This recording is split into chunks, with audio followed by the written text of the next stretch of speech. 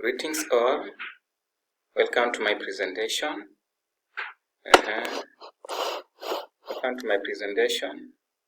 The title being Apply Kant's Categorical Imperative, Falsifying Information at Work. Subtitle is A Deontological Analysis. The name your presenter, Derek Omanyo, Unit 6 Discussion Forum.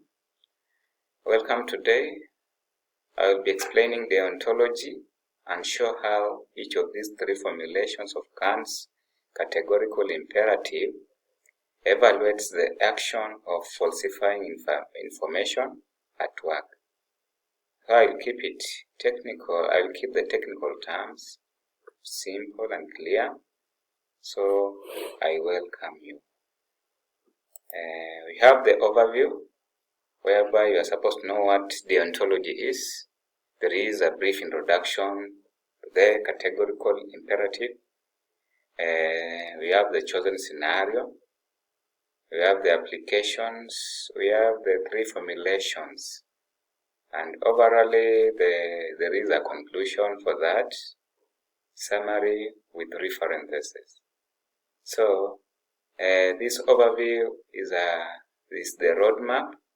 And by the end, you will see why, according to Kant, falsifying information at work is morally wrong, regardless of possible benefits, which could be maybe you want to keep that job or you don't want a conflict. So, let us proceed. What is deontology? This one is focusing on the duties, the rules, but not the consequences literally. It's stating the right and the wrong, also the good and the bad outcomes, how the actions are judged, do they follow the moral law, they're also trying to state the source of the moral law, resonate with itself. So deontology comes from the Greek word for duty. Kant argued that morality consists of commands that tell us what we ought to do. And these commands are not just based on what produces the best results. Instead, they come from pure reason. That is according to Matthews and Hendricks 2019. Let us proceed. The categorical imperative. Under this, there is an absolute command. Kant believed of one supreme categorical imperative, and therefore he expressed or came up with three formulations which shall guide us throughout this presentation. And each formulation tests whether an action has moral value. So unlike hypothetical imperatives that depend on our desires, the categorical imperative just applies no matter what we want. All moral duties, according to Kant, flow from this single principle.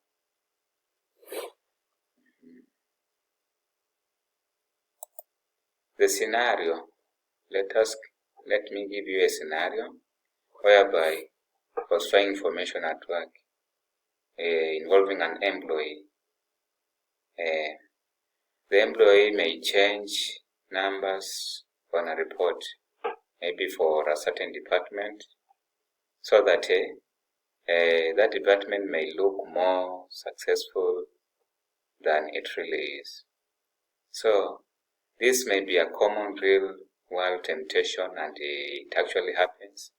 We'll now test the maxim behind this action with each of Kant's three formulations. So we are proceeding to the Kant's three formulations. The first formulation, we have the universal law. a statement that Kant came up with act only in accordance to that maxim, through which you can at the same time will that it become a universal law? So idea here, everyone follows the same personal rule without contradicting themselves.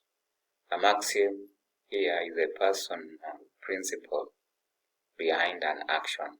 For example, when I need my job, I will alter workplace data. We universalize it and ask whether the resulting world is even conceivable. Application for this first formulation. Just as false promise makes promising itself impossible, widespread falsification makes truthful reporting impossible. Therefore, the action fails to test, or the action fails the test. So maxim merely accurately stated reports that threaten his position or team. He will falsify the data and say, what if everyone did this? No one will trust any workplace report. That is the idea. The second formulation is humanity as an end, a statement that says, so act that you use humanity, whether in your own person or in the person of any other, always at the same time as an end, never merely as a means. Here, humanity means rational nature we all share. We may use people, means, for example, ask a colleague for help, but never merely as means. The application here, whereby by hiding truth, the employee manipulates others. So this is the argument behind this. The ability of others to decide freely is manipulated. That's exactly what Kant forbids. Third formulation, kingdom of ends. Hereby, the statement says, act in accordance with maxims of members, giving universal laws for a merely possible kingdom end. So this formulation combines the first two. We ask whether the maxim could be a law that every member of such an ideal community will accept. Application for this third formulation in a kingdom of ends. A community built on mutual respect and shared law-making cannot tolerate systematic deception about the fact that affect everyone's welfare. So this one, a community that is built on trust, cannot tolerate such issues or concerns of falsifying information. Overall, Kant's theory is strict. Even if it produces good short-term results, the action remains prohibited because it violates the moral law that reason itself requires. In summary, the same reasoning can be applied to any other listed scenarios. The method stays the same. Formulate maxim, test it against each formulation, and draw the conclusions. The references obtained from, we have Matthews, G. and Hendricks in 2019, Introduction to Philosophy. Then we have the Macomb School of Business, 2018, which has defined the ontology. Ethics has been defined also. So these are the sources for the content material I've presented. So thank you, and thank you for watching. In case you have any questions, you are free to ask. So this concludes my presentation, and also I request you to share any suggestions on clarity, on depth, application, or presentation style. Thank you.